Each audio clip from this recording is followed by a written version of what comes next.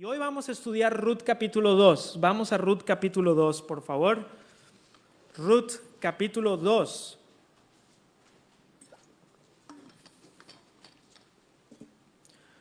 Ruth capítulo 2. Dios guía y provee para los que son suyos. Si han llegado a Ruth capítulo 2, acompáñenme en una palabra de oración. Vamos a orar. Padre Celestial, ahora venimos delante de tu presencia para abrir tu palabra, leerla, escucharla, Señor, y yo ruego que podamos ser desafiados por ella para tu gloria, para que pongas tú en nosotros la necesidad, la sed de tomar esto que estamos aprendiendo y que por medio de tu Espíritu Santo podamos ser convencidos de nuestra propia iniquidad, de nuestro propio pecado, para venir en arrepentimiento delante de ti y continuar en nuestra vida como creyentes, adorándote y bendiciéndote, Señor, porque tú eres digno de ser alabado. Y te damos las gracias porque ahora podemos escuchar tu palabra. En el nombre de Jesús. Amén. En toda historia es indispensable conocer quiénes son los personajes de la historia. Y en Ruth, la semana pasada, conocimos a varios personajes. Conocimos a Elimelech, conocimos a Noemí, a Malón, a Kelión, a Ruth y a Orfa. Pero si ustedes recuerdan, rápidamente Elimelech muere en la historia. Y unos pocos versos después también mueren Malón y Kelión. Y unos pocos versos después Orfa se regresa a Moab y nos quedamos en la historia con dos personas, con Ruth y con Noemí. Y el día de hoy vamos a conocer un nuevo personaje importantísimo en la historia que es Booz. Lo vamos a conocer por medio de cómo la palabra nos revela el carácter de este hombre. Pero no debemos de olvidar, hermanos, que el personaje principal de esta historia es Dios mismo. Porque a lo mejor pudiéramos decir, bueno, es Ruth, porque así se llama el libro. Pero por encima de todos los personajes está Dios. La mano providencial de Dios moviéndose a lo largo de esta historia. Él es el héroe. Porque es a través de su providencia que Él está guiando y está proveyendo para Ruth y para Noemí. Así que hoy vamos a aprender del carácter de Dios a través de este segundo capítulo. Y vamos a estar viendo tres cosas. Primeramente, como primer punto, vamos a ver la guía providencial de Dios. La guía providencial de Dios. Leeré los primeros 7 versículos de Ruth capítulo 2. Dice así: tenía Noemí un pariente de su marido, hombre rico de la familia de Elimelech, el cual se llamaba Booz. Y Ruth la moabita dijo a Noemí: te ruego que me dejes ir al campo y recogeré espigas en pos de aquel a cuyos ojos hallare gracia. Y ella le respondió: ve, hija mía. Fue pues, y llegando, espigó en el campo en pos de los segadores, y aconteció que aquella parte del campo era de Booz, el cual era de la familia de Elimelech. Y he aquí que Booz vino de Belén y dijo a los segadores: Jehová sea con vosotros. Y ellos respondieron: Jehová te bendiga. Y Booz dijo a su criado, el mayordomo de los segadores: ¿de quién es esta joven? Y el criado mayordomo de los segadores respondió y dijo: es la joven moabita que volvió con Noemí de los campos de Moab. Y ha dicho: te ruego que me dejes recoger y juntar tras los segadores entre las gavillas. Entró pues y está desde por la mañana hasta ahora sin descansar ni aún por un momento. ¿Qué es la providencia de Dios? Porque vamos a estar hablando de la guía providencial de Dios. ¿Qué es la providencia de Dios? Bueno, una de las mejores definiciones que he leído de la providencia de Dios viene de la Confesión de Westminster en el capítulo 5 y el párrafo 1. Se los voy a leer.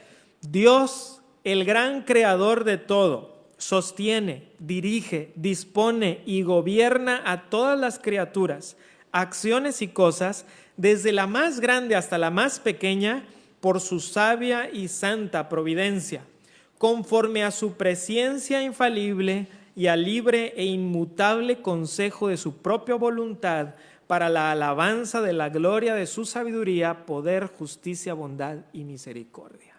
Durante la semana les voy a enviar esta definición para que la puedan volver a leer, que la puedan masticar un poco para que vean todo lo que dice y nos muestre la providencia de Dios. Si tuviéramos que resumirlo, la providencia de Dios es el control de Dios sobre personas, sobre situaciones y sobre cosas para llevar a cabo sus propósitos eternos. Es como Dios controla todo lo que está a nuestro alrededor para que se cumpla lo que Él ha dispuesto que se cumpla. Y en estos primeros versos vamos a ver que Dios está guiando a Ruth providencialmente.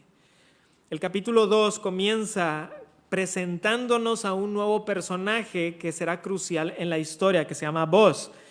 Y el narrador nos da una descripción de quién es este hombre. Ahora, hemos estado conociendo a los personajes. La semana pasada conocimos a Noemí y a Ruth un poquito más profundo. El día de hoy vamos a empezar a conocer a Boaz. Y lo vamos a conocer durante el resto del libro. Y vamos a conocer más también a Ruth, porque en este segundo capítulo se trata de dos personas principalmente, de Ruth por un lado y Boaz por el otro. Bueno, se nos dice que Boaz era pariente de Elimelec, eso quiere decir que también era efrateo y de la tribu de Judá. Se nos dice que era un hombre rico, como veremos en la narración, era un hombre que tenía tierras y que tenía siervos. Y en el hebreo, la palabra rico que se usa aquí también se traduce en otros contextos como guerrero o valeroso, y la idea es que era una persona de influencia en Belén. También se nos empieza a decir que este era un hombre que no se había casado. Ahora, el narrador no lo dice explícitamente, pero lo muestra a lo largo de la narrativa. En todo el libro de Ruth nunca se nos dice que Boaz tuviera esposa o que tuviera hijos. Más bien se muestra como un hombre que por alguna razón, que ahora nosotros viéndolo desde nuestra perspectiva por la providencia de Dios, aún no se ha casado. Y Noemí y Ruth en el capítulo 1 perdieron a sus esposos y entonces Ruth le pide a su suegra que le deje salir de Belén a los campos que están alrededor de Belén para recoger espigas. Entonces la espiga de la cebada y la del trigo era crucial en el mundo antiguo, porque el grano que se tomaba de la cebada se usaba para alimentar al ganado y también para hacer diversos alimentos como sopas y también en la preparación del pan. De hecho, ahí en la pantalla están viendo de cebada, de donde lo que Ruth hubiera estado segando. Y similar a lo que vemos, ahí está el trigo.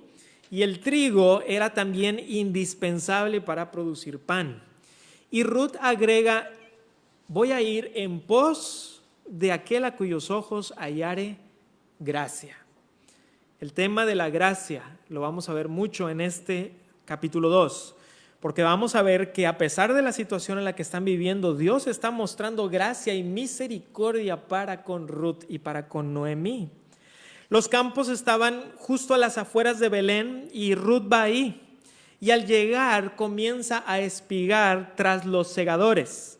Entonces, no sé qué tan familiarizados estén ustedes con lo que es esto de salir a espigar. Y por supuesto que yo que crecí toda mi vida en Monterrey, a diferencia de, por ejemplo, mi abuelo que era de Huinalá y mi tatarabuelo y mi bisabuelo y tatarabuelo que también eran de aquí de Huinalá, y ellos tenían terrenos donde sembraban elote.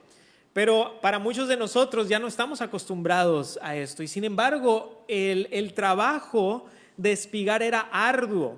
Se tenía que cortar primero con una hoz, después se juntaba en gavillas que eran como manojos pequeños, se dejaba secar por un tiempo y empezaba un proceso de trillar donde finalmente se iba a extraer el grano. Eso se hacía tanto con la cebada como también con el trigo. ¿Y por qué es que Ruth puede ir a espigar a un campo que no es suyo y que tampoco es de Noemí? Bueno, la razón es que la ley de Moisés proveía para aquellos que eran vulnerables. Y les voy a pedir que me acompañen a Deuteronomio 24, 19. Porque en Deuteronomio 24, 19 al 21 vamos a aprender lo que la ley de Moisés decía al respecto. Deuteronomio 24, voy a leer desde el 19 hasta el verso 21 y pongan mucha atención donde se nos muestra lo que decía la ley de Moisés. Deuteronomio 24, 19. Cuando ciegues tu mies en tu campo y olvides alguna gavilla en el campo, no volverás para recogerla. Será para el extranjero, para el huérfano y para la viuda, para que te bendiga Jehová tu Dios en toda tu obra de tus manos. Cuando sacudas tus olivos, no recorrerás las ramas que hayas dejado tras de ti. Serán para el extranjero, para el huérfano y para la viuda. Cuando vendimies tu viña, no rebuscarás tras de ti. Será para el extranjero, para el huérfano y para la viuda. Lo vemos en Deuteronomio, lo vemos también en Levítico, donde se decía que se debía de dejar trigo en el suelo para los pobres, para los huérfanos y para las viudas que pudieran venir y recogerlo. ¿Y qué es lo que pasa en nuestra historia regresando a Ruth capítulo 2? Que llega Ruth al campo de Booz. De todos los campos que había alrededor de Belén, llega a este campo en específico. La semana pasada dijimos que las coincidencias que vemos en el libro de Ruth pudiéramos llamarlas diosidencias, porque es la mano providencial de Dios que está guiando a todo para que se lleve a cabo su propósito. Y Dios está haciendo eso, porque no solamente da la casualidad, que sabemos que no es casualidad, pero no solo da la casualidad que llega al campo de Booz, sino que en el versículo 4 nos dice que llega cuando Booz llega. Y el versículo 4 nos habla más de este hombre llamado Booz. Primeramente, vemos que es un hombre que confía en Dios. Lo primero que hace es pronunciar bendición ahí con sus trabajadores. Que el Dios del pacto, que Jehová sea con ustedes. Y vemos que hay una relación entre jefe y trabajadores, que es una relación en donde Él los trata bien, ellos le responden bien. Y lo segundo es que nota a esta Ruth y le hace la pregunta al joven mayordomo. De hecho, en el idioma original se nos dice que era un joven, como el joven capataz, el encargado de los segadores. Y este joven mayordomo, aunque no dice el nombre de Ruth, sí había escuchado de ella. Versículo 6 en la parte B. Es la joven moabita que volvió con Noemí de los campos de Moab. Para entender por qué Booz nota a Ruth es porque la costumbre era que los segadores llegaran al campo, empezaran a segar y cuando ya habían avanzado y se había quedado algo por ahí tirado, entonces venía el pobre, el huérfano y la viuda y podían recoger lo que se había quedado ahí. Pero Ruth había pedido no esperar, sino ir tras los segadores. Entonces iban los segadores segando y ella no estaba esperando, sino que iba detrás de ello entre las gavillas, entre los manojos que iban juntando. Entonces, cuando llega Booz, la ve y dice, ¿quién es? Porque no la reconozco, no es uno de mis trabajadores, no es una de mis trabajadoras, y sin embargo está entre los segadores, y la reconoce. Ruth había pedido ir detrás de los segadores, no quería perder tiempo, y se nos dice que había estado desde la mañana, o sea, desde que habían llegado los segadores, ella había llegado también a trabajar.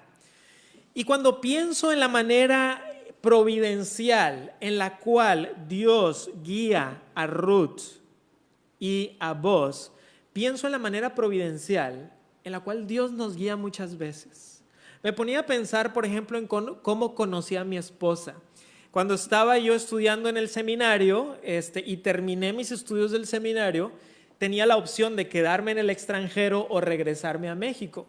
Y estaban esas dos buenas opciones, pero providencialmente hubo varias cosas que hicieron que yo estuviera seguro que tenía que regresar a Monterrey.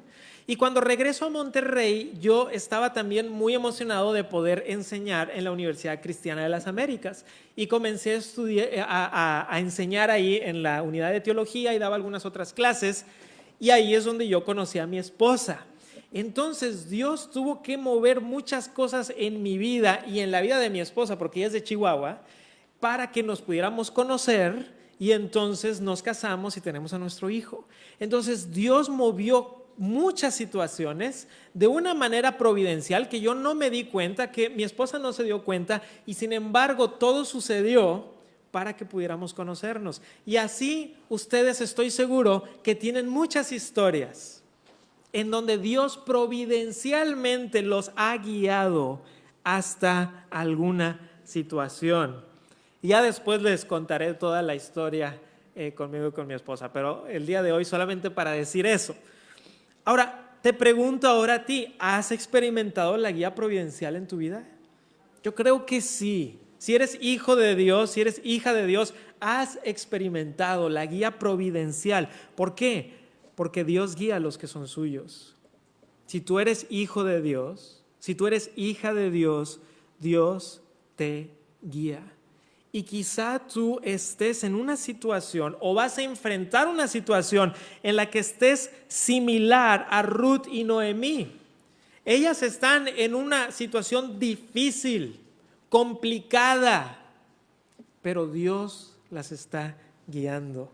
¿Recuerden lo que dijimos la semana pasada? Dijimos, si tan solo pudiéramos nosotros bajarnos de la máquina del tiempo y decirle a Noemí, Noemí, yo sé que las cosas están muy difíciles, pero ya viene tu redención, ya viene el capítulo 4, pero en ese momento ellas no la han visto, ellas simplemente están confiando en Jehová.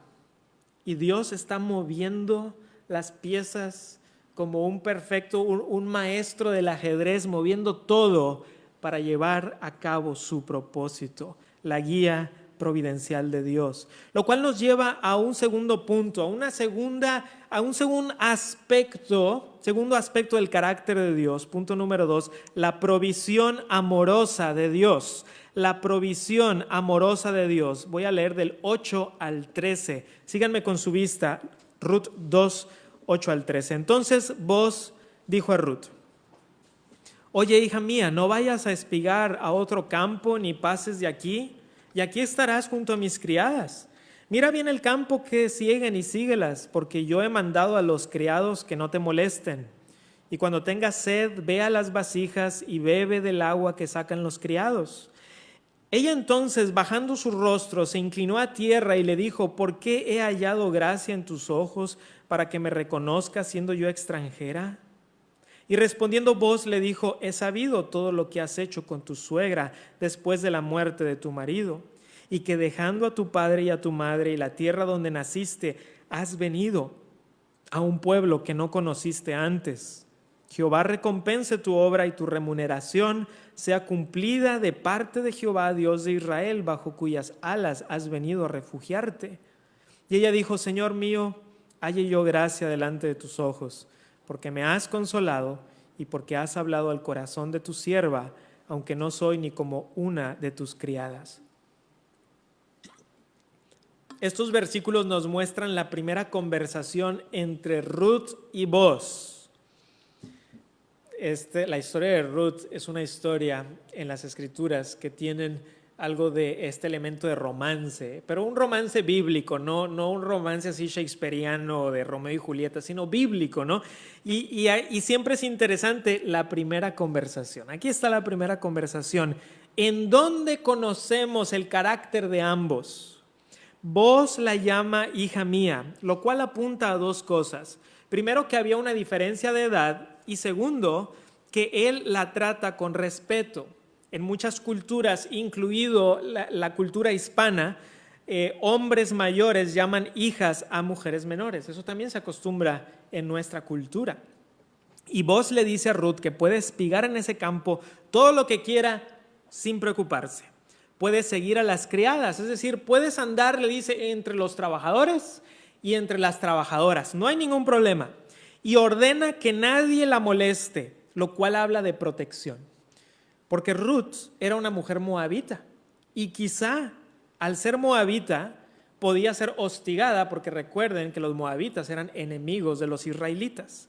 Y me llamó mucho la atención que el erudito Daniel Block comenta de este versículo lo siguiente: Boaz instituye la primera política contra el acoso sexual en el lugar de trabajo registrado en la Biblia. Está diciendo, esta mujer queda protegida.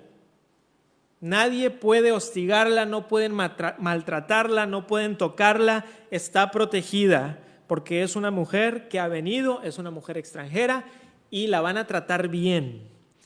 Pero no solamente eso, sino le dice que podía beber de la misma agua que los criados. Y en la cultura de aquel tiempo, cuando los hombres sacaban agua, era solo para los hombres. ¿Y qué está diciendo vos? Si los hombres sacan agua, tú puedes también beber del agua, incluso del que hayan sacado los hombres. No hay ningún problema. Y con razón vemos la reacción de Ruth en el verso 10. Ella se inclina a tierra. En las culturas orientales hasta el día de hoy, inclinarse es una señal de respeto. Por ejemplo, hoy en día las culturas asiáticas preservan un poco esta costumbre. Cuando acaba de entrar al seminario, una de las maneras en las cuales pagaba mis estudios era dando clases de inglés. Entonces daba clases de inglés en la universidad y tenía varios estudiantes coreanos. Tenía como unos 60 estudiantes y uno de esos 60, unos 8 eran coreanos y siempre se sentaban al frente, siempre eran los que estaban al frente y siempre estaban poniendo muchísima atención. Y a veces yo estaba fuera del salón de clases, iba hacia el comedor o rumbo al dormitorio y me encontraba con mis estudiantes mientras iba caminando y siempre me decían en español, me decían, profesor, y se inclinaban un poco, siempre, sin excepción. Y en una ocasión yo iba caminando con un amigo que es mexico-coreano, que hablaba perfecto español y sus padres son coreanos, pero él había nacido aquí en México. Íbamos caminando juntos y venían pasando algunos jóvenes coreanos y pasó algo similar. Ellos se inclinaron y él se inclinó también, ¿verdad? El saludo.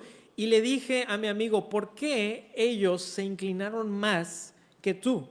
Tú te inclinaste un poquito menos. Y dijo, porque en nuestra cultura el que es menor se debe de inclinar un poco más ante el que es mayor. Y eso es en toda la cultura nuestra. Siempre hay un respeto hacia nuestras personas que son mayores que nosotros y lo demostramos de esta manera.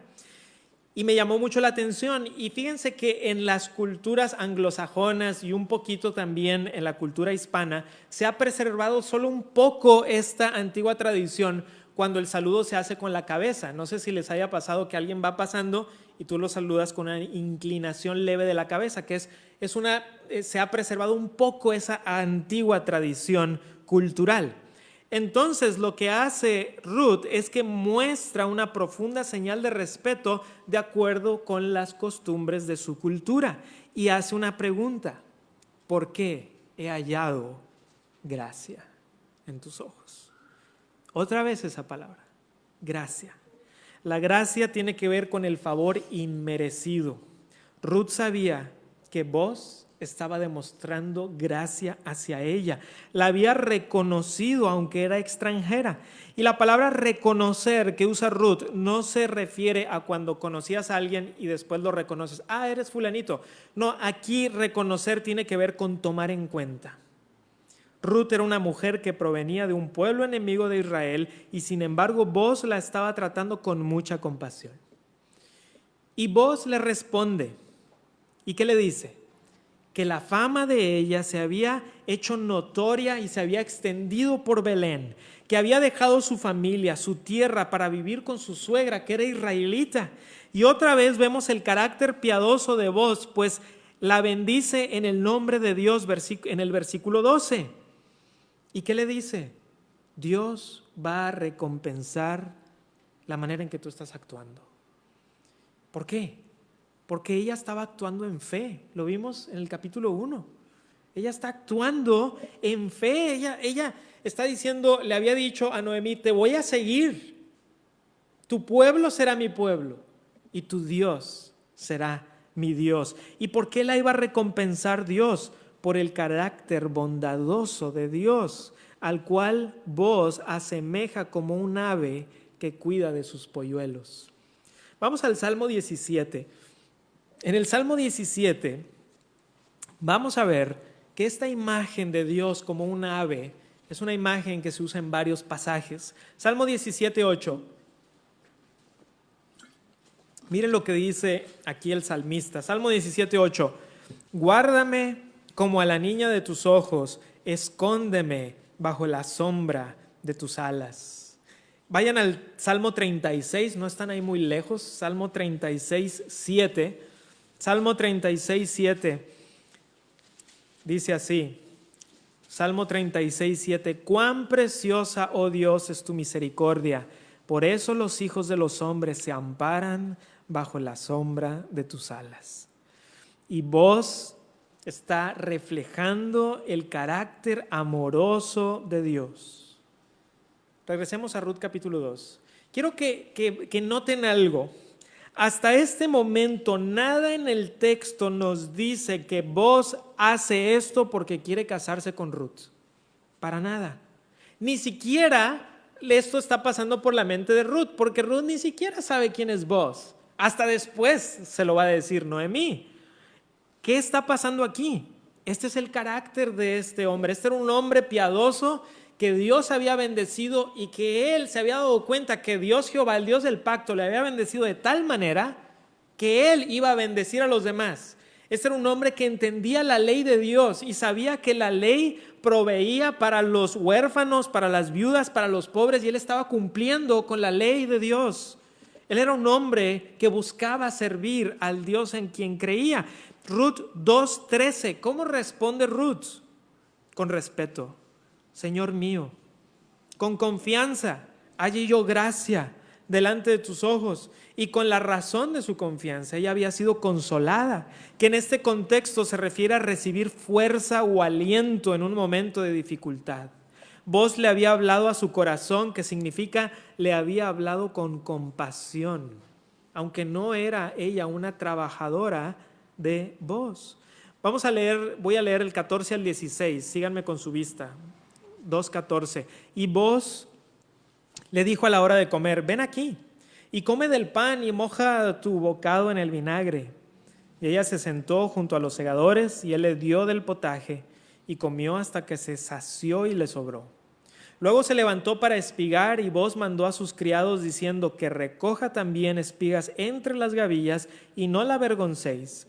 Y dejaréis también caer para ella algo de los manojos y lo dejaréis para que lo recoja y no la reprendáis. Mientras más conocemos a Booz, no sé ustedes, pero más nos cae bien este hombre, porque él es una persona que está dispuesto a romper paradigmas y costumbres con tal de demostrar amor y misericordia. Booz le dice a Ruth que puede comer junto con él y sus trabajadores. Y esto, hermanos, no era un requisito de la ley. La ley nunca decía que además de dejar espigar a las personas, además les tenías que dar de comer. No era un requisito. Booz lo está haciendo de su bondad, de su misericordia. Se nos dice que la comida consistía de pan y vinagre. Los eruditos opinan que el vinagre era probablemente ya sea un tipo de vino en el cual se mojaba el pan o quizá un aderezo salado para que el pan pues supiera más rico, ¿no? Y puesto que se dedicaban al grano, probablemente este era un buen pan. Y fíjense cómo Booz está comiendo con sus trabajadores y nada nos dice en el texto que esto era algo extraordinario. Booz está actuando como Booz. Así es él. Así es él. Él está actuando de la manera que es. Su corazón ha sido transformado por Dios y él lo quiere demostrar. Y hay un punto en este pasaje que se nos va, porque a veces lo leemos muy rápido, y me parece a mí que es una de las frases más impresionantes, no solamente en el libro de Ruth, sino en todo el Antiguo Testamento. Y es donde dice: y él le dio del potaje. Booz personalmente está sirviendo, no solamente a sus trabajadores, sino a una mujer extranjera que apenas si conoce. Este era un hombre dispuesto a romper paradigmas culturales con tal de mostrar misericordia y amor. Y Ruth, con fuerza renovada, continúa trabajando y Booz manda estrictamente que la dejen recoger entre las gavillas y manojos, que en este caso las gavillas serían como un manojo más pequeño y los manojos se refiere a un montón un poco más grande. Y que no la avergüencen, no le digan nada. Y además dejen caer adrede algo de la cebada para que ella lo pueda recoger. Y nadie podía decir nada al respecto porque esta era la instrucción del jefe. Booz era un hombre bondadoso. Y al pensar en este hombre no puedo evitar pensar en otro hombre que vino unos 1000 años después de Booz, nuestro Señor Jesucristo. Porque nuestro Señor Jesucristo también estuvo dispuesto a romper con algunas costumbres con tal de mostrar misericordia. Recuerdan que nuestro Señor Jesucristo comía con publicanos y pecadores y escandalizaba a los religiosos de aquel tiempo, a los fariseos, a los saduceos, a los escribas. No podían creer que un rabino como el Señor Jesucristo comiera con ellos. Andaba entre enfermos y los sanaba. Comía con sus discípulos. Es más, cuando le dicen, Señor, ¿te puedo seguir? Dice, pues el Hijo del Hombre no tiene dónde recostar la cabeza, pero ven y sígueme. Vas a andar conmigo, vas a platicar conmigo, vas a comer conmigo, vas a dormir. Si yo duermo en la tierra, vas a dormir también ahí. Y otra cosa bien importante es que en el tiempo del Señor Jesucristo los rabinos no podían tener mujeres entre sus discípulos. ¿Y qué hace el Señor Jesucristo? Lo vimos la semana pasada. ¿Quiénes estaban al pie de la cruz? Las mujeres. Y solo uno de sus apóstoles, los demás habían huido. ¿A quiénes se le aparece el Señor Jesucristo cuando resucita? A las mujeres. Y esto en aquel tiempo hubiera causado un gran escándalo. ¿Cómo que este rabino está teniendo a sus apóstoles y entre sus discípulos hay hombres y mujeres? Nadie lo podía creer.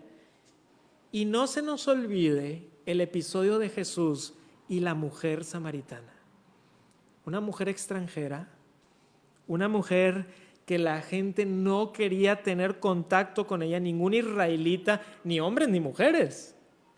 Y sin embargo Jesús va ahí al pozo y ¿qué hace? Le habla cuando no debería de haberle hablado, según lo que decían los fariseos. Le pide agua, que hasta ella se sorprende, y le pide beber de su misma vasija. Por eso le dice la mujer samaritana, pero no traes vasija. ¿Por qué esa pregunta? Porque en el momento en que el Señor Jesucristo tomara la vasija que le diera la mujer samaritana, de acuerdo a los fariseos, él quedaría ritualmente impuro. Y el Señor Jesucristo dice, dame de beber, no hay problema.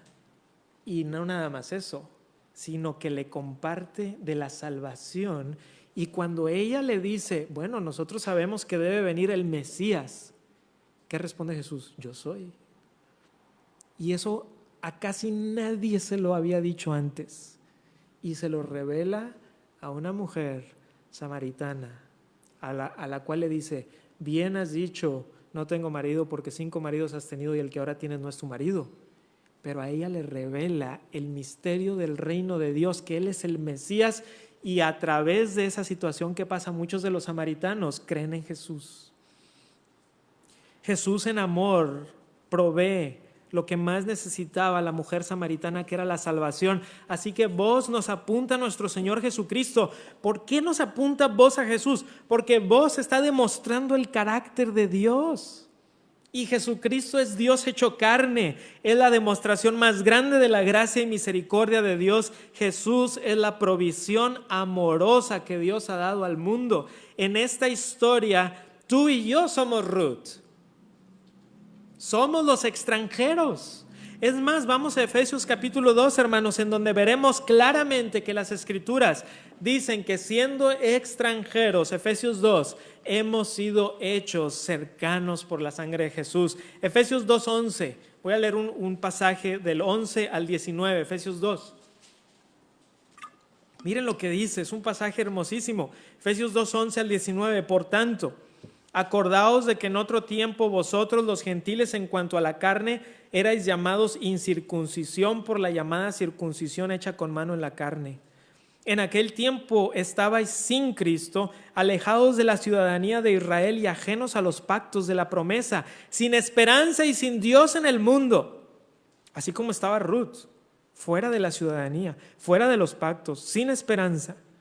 Pero ahora en Cristo Jesús, vosotros que en otro tiempo estabais lejos, habéis sido hechos cercanos por la sangre de Cristo, porque Él es nuestra paz, que de ambos pueblos hizo uno, derribando la pared intermedia de separación, aboliendo en su carne las enemistades, la ley de los mandamientos expresados en ordenanzas, para crear en sí mismo de los dos un solo y nuevo hombre, haciendo la paz. Y mediante la cruz reconciliar con Dios a ambos en un solo cuerpo, matando en ella las enemistades, y vino y anunció las buenas nuevas de paz a vosotros que estabais lejos y a los que estaban cerca, porque por medio de él, los unos y los otros, tenemos entrada por un mismo espíritu al Padre. Fíjense lo que dice el 19. Así que ya no sois extranjeros ni advenedizos, sino conciudadanos de los santos y miembros de la familia de Dios. Qué hermoso pasaje. Hasta ahora hemos visto la guía providencial de Dios y la provisión amorosa de Dios. Vamos a ver un tercer punto. Punto número 3, la disposición benevolente de Dios. La disposición benevolente de Dios. Regresemos a Ruth capítulo 2. Voy a leer los versos 17 al 19. Ruth 2, 17 al 19. Espigó pues en el campo hasta la noche y desgranó lo que había recogido, y fue como un efa de cebada. Y lo tomó y se fue a la ciudad, y su suegra vio lo que había recogido. Sacó también luego lo que le había sobrado después de haber quedado saciada y se lo dio. Y le dijo su suegra: ¿dónde has espigado hoy y dónde has trabajado? Bendito sea el que te ha reconocido. Y contó ella a su suegra con quien había trabajado y dijo: el nombre del varón con quien hoy he trabajado es Boz. Ruth espiga todo el día, desgrana lo espigado, quiere decir que ya pasa por el proceso hasta tener el grano, que también era un proceso arduo, y saca un efa, que son como unos 22 kilos. Regresa de nuevo a la ciudad, no sabemos si ella lo llevaba cargando o si alguien le ayudó, pero la cosa es que llega, y cuando Noemí ve, pues se sorprende. ¿Quién fue el que te ha dejado cegar tanto, verdad? Debe de ser un hombre bueno. Por eso, bendito, de versículo 19, bendito sea el que te ha reconocido, de nuevo, el que te ha tomado en cuenta. Y Ruth responde: su nombre es Boz, es decir, ella está diciendo su nombre es Boz. Yo no sé quién sea, pero me dijeron que su nombre es Boz. Hasta este momento Ruth no sabe quién es. Versículo 20 al 23.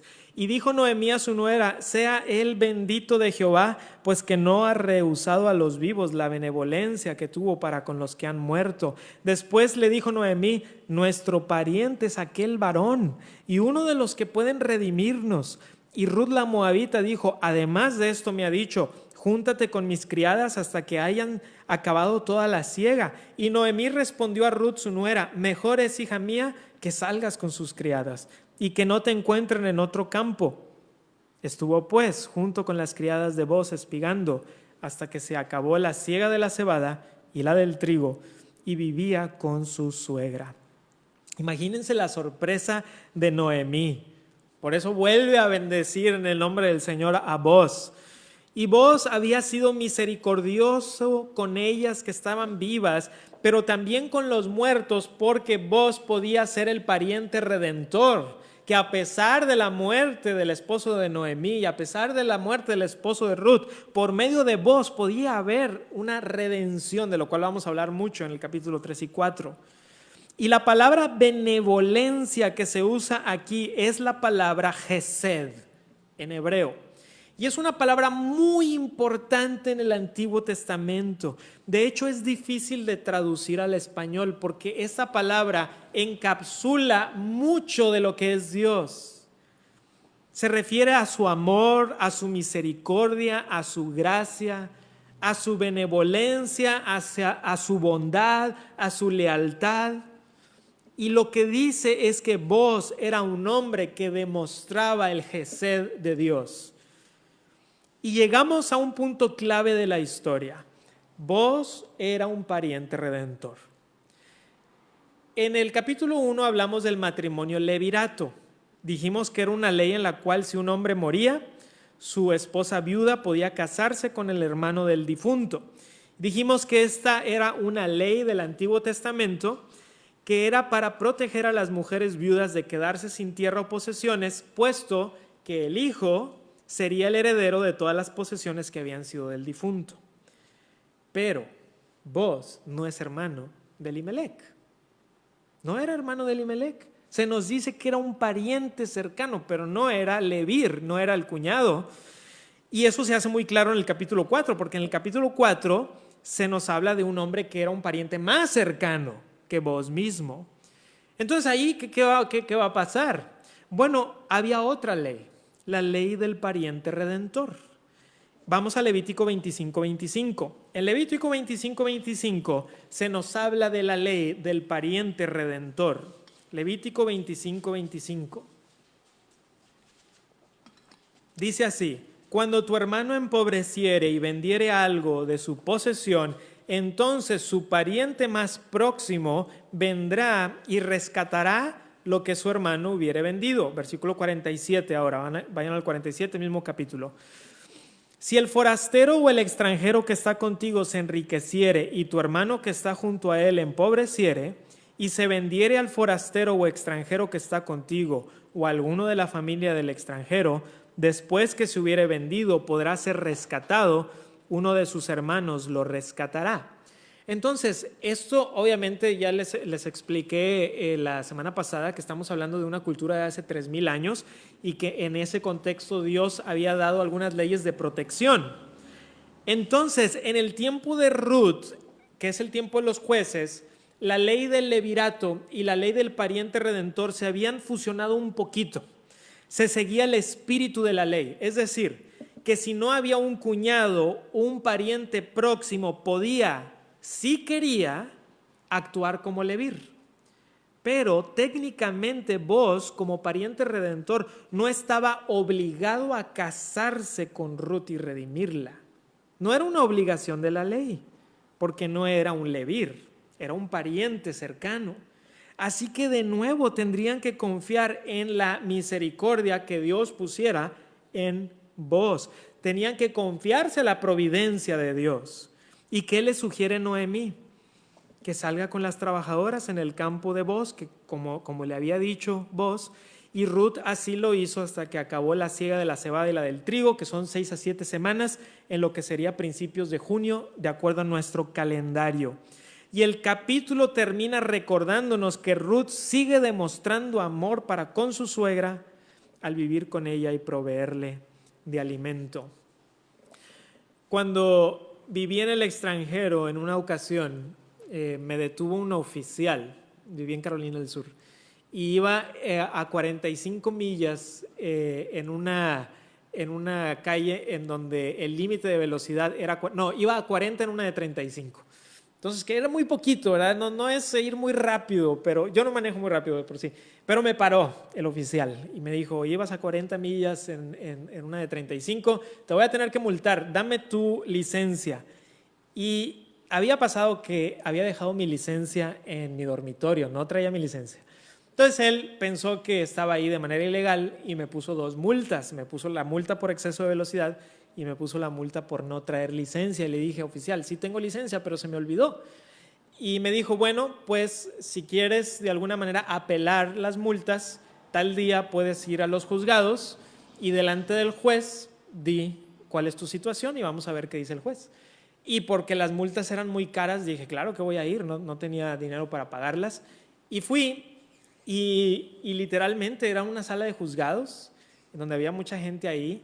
Y como en las películas, entró el juez, todo el mundo se puso de pie y empezaron a llamar uno por uno, así de que pasaba. Entonces finalmente yo con mucho nerviosismo, ¿verdad? Llamaron mi nombre, pasé, tenía al juez delante de mí, a una secretaria junto a él. Yo estaba como en un púlpito muy similar a este y del otro lado había otra especie de púlpito en donde estaba el oficial que me había puesto la multa. Y entonces el juez dice: a ver, aquí dice que Manuel Elizondo tienes dos multas, una por exceso de velocidad y una porque no traías tu licencia. ¿Qué tienes que decir al respecto? Y le dije: señor juez, mi licencia se me había olvidado, pero aquí la traigo conmigo. Y le dice: a ver, oficial, cheque su licencia. Entonces la saco, el oficial la ve y le dice: señor juez, sí es su licencia y sí está vigente. Y dice el juez: ok, te voy a quitar la multa. Te la puedo poner porque no la traías contigo, debes de llevarla, pero te la voy a quitar. ¿Algo más que quieras decir? Y yo obviamente estaba pensando en la otra multa enorme, ¿verdad? Pero no sabía qué decir en ese momento, ¿verdad? Estás delante del juez, estás nervioso. No sé si vio mi cara de pánico, pero me dijo: a ver, eres estudiante, Y le dije, sí. Y me dijo, ¿eres extranjero? Y le dije, sí. Dijo, ok, te voy a reducir tu multa significativamente. Y al final pagué como un 10% de lo que era la multa, que era bastante alta. Y salí, que quería dar un salto ahí, ¿verdad? Pero no lo hice porque no sé cómo se hubiera visto. Pero salí y pensé, la razón por la cual el juez me quitó una multa y me redujo la otra, fue por su bondad, fue por su misericordia. No había nada que dijera que tenía que reducirme la sentencia. Sin embargo, al ver que yo era estudiante y al ver que era extranjero, algo se movió en su corazón para eso. Y cuando me acuerdo de esa historia, hermanos, me acuerdo también que Dios, nuestro juez, no solamente nos reduce nuestra sentencia, sino que por medio de Jesucristo nos la quita por completo. Y aún más, lo que nosotros merecíamos pagar, lo paga Jesús. La ira que estaba en mí, justa, lo cantamos. La ira recayó sobre Jesús y Él nos quitó la multa, y no era en dólares, era en eternidad. Y hermanos, esta historia nos muestra la benevolencia de Dios demostrada en una persona llamada Vos, que Dios lo está usando para ser su mensajero de benevolencia. Vos muestra el Gesed de Dios, pero ese Gesed lo vemos de una manera preciosa en Jesús. Porque si bien es cierto que que Dios satisface muchas de nuestras necesidades físicas, no podemos negar que la necesidad más grande que tenemos es espiritual. Y por medio de Jesucristo, Él provee para nuestra salvación. Y si tú has venido por la fe en Jesús, es porque Dios te ha guiado providencialmente hacia sí mismo, porque te ha provisto incluso de la fe necesaria para que creas en Él, Efesios 2:8. Y esto ha sido por su bondad, eso ha sido por su misericordia. Así que hoy podemos dar gracias porque el mismo Dios de Noemí, el Dios de Ruth y el Dios de Vos es tu Dios y es mi Dios, si has venido por la fe en Él. Y querido amigo, si no has venido a Cristo por la fe en Él, ven a Cristo y experimenta la misericordia y la bondad de Dios para con tu vida. Vamos a orar.